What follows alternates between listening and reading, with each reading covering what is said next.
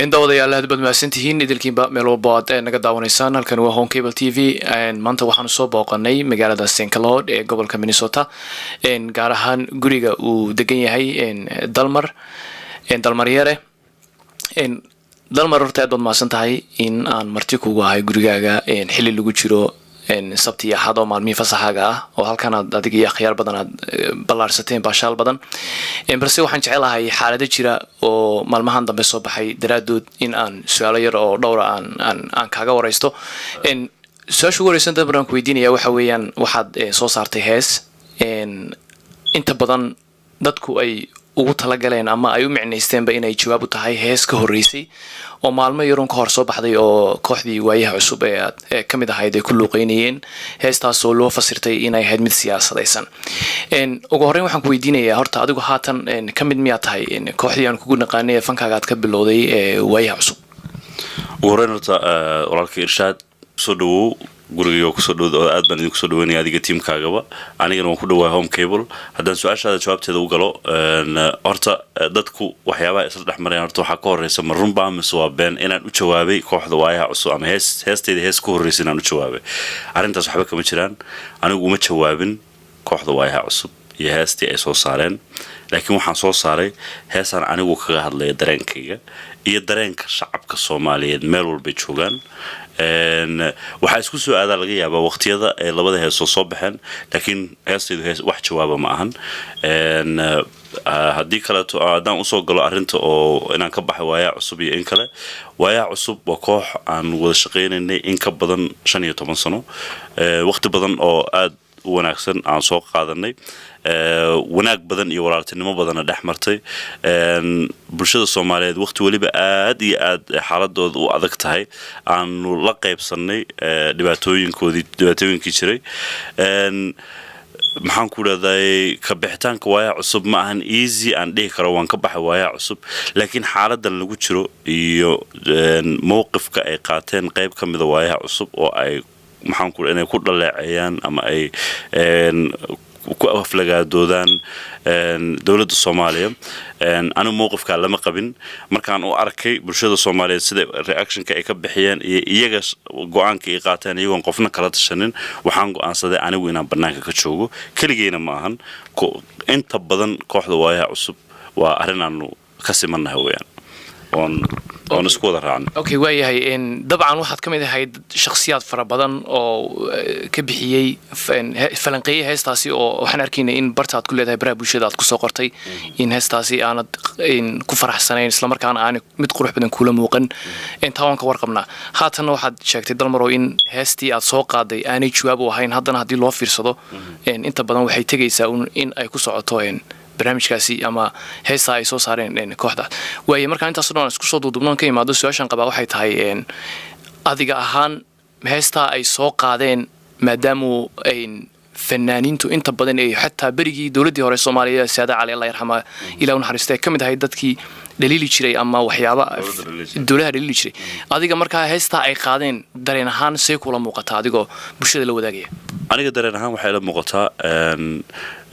fanka Soomaaliyeed waxa la mari jiray si maldahan ayaa la isu dhalaacin jiray dawladda looga hadli jiray iyadoo waliba la fiirinayo la tixraacayo dareenka shacabku haddii ay dawladda boqolkiiba 80 ka soo horjeedaan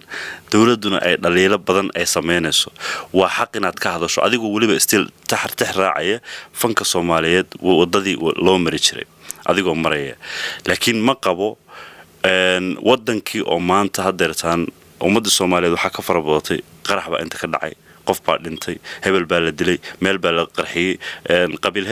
hebel weerar ku qaaday dadkii iyagoo intaas oo dhibaato maanta ku dhex jira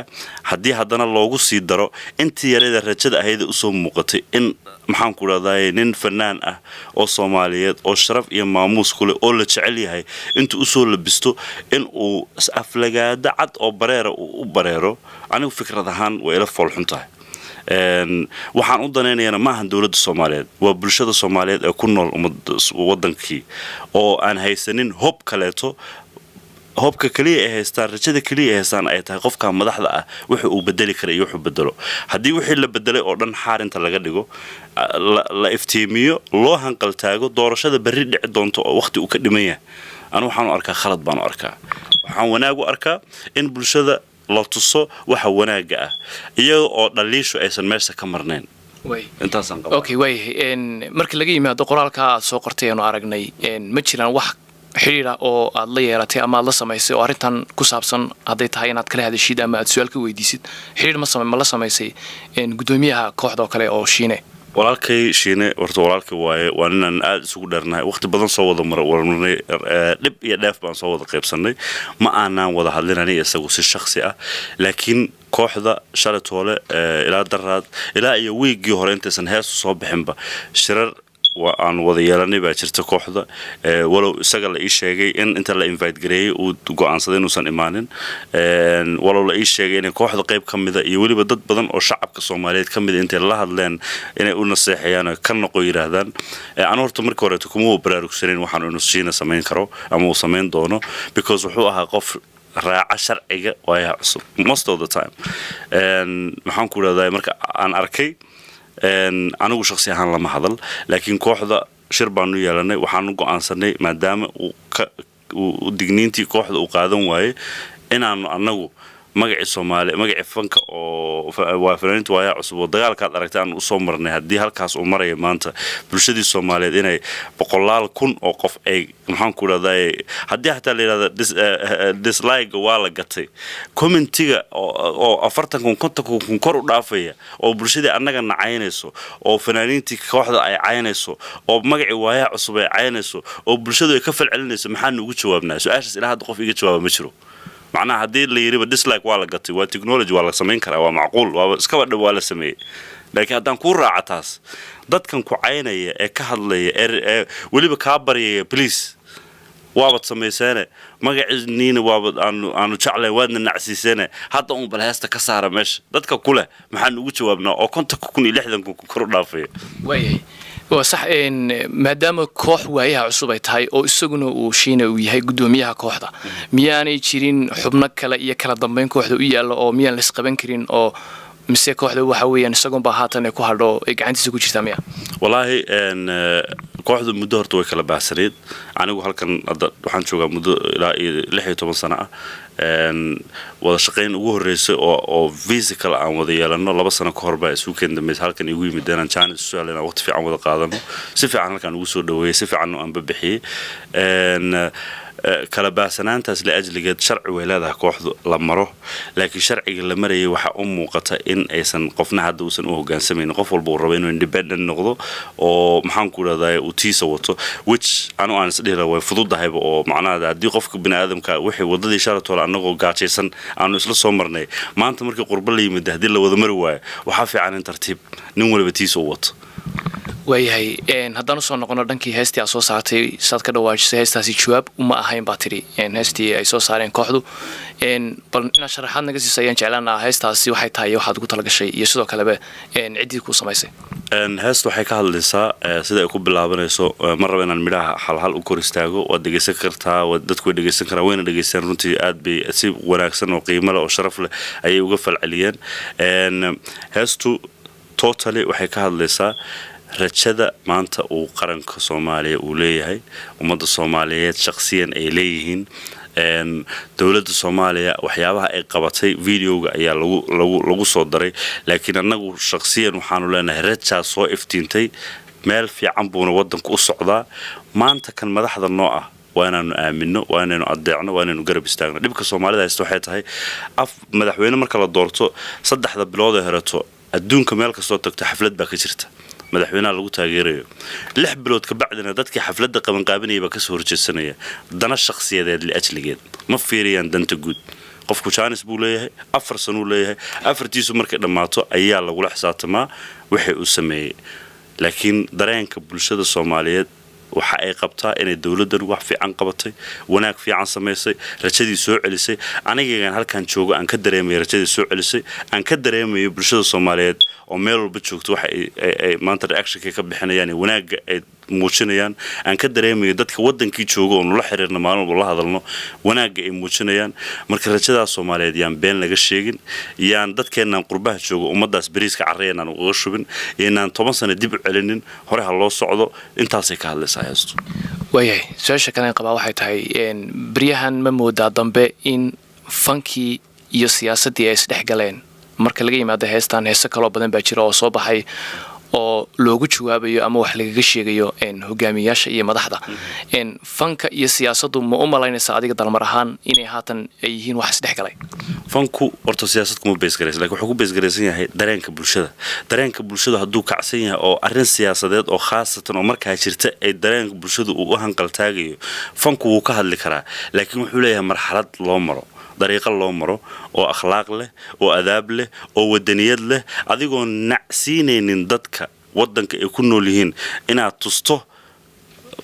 u iftiimiso adigoo maldahaya oo wada adaab leh oo akhlaaq la maraya inaad tusto meeshay wax ka qaldan yihiin haddii Wayaha Cusub walaalkay saaxiibkay shiine wadada uu mari lahaa I would love to waana ku taageeri lahaa